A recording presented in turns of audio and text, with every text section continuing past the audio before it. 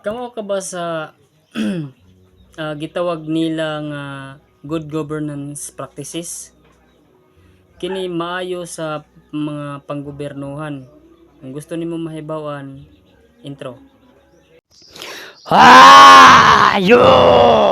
Ako si Dan Lukisan. Kung gusto nimo mahibawan ang magkalain-lain nga korupsyon dinhi sa Pilipinas, tuslo ka na ang subscribe button kay para updated ka pirmi sa akong mga video.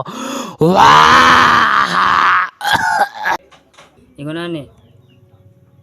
Ang good governance practices mao ang pamatasan og prinsipyo sa pagpamuno na nagpakita og transparency, accountability, participation, responsiveness og law of role.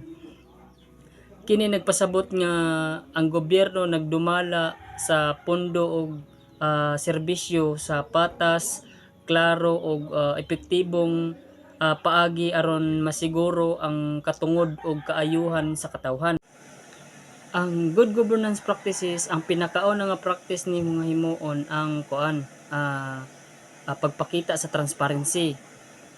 Halimbawa, kung ang usa nga barangay o institution mag-post sa klarong financial report o project budget sa bulletin board o online, kini usa ka practice sa good governance nga mahimong gamiton bisan asa nga level sa pagpamuno. Ang practice nga ingon ini naghatag og pagsalig, kamaayo ug kalambuan sa barangay. Ang katawhan mas mutuo sa leader, mas aktibo sa komunidad ug mas klaro ang resulta sa pondo.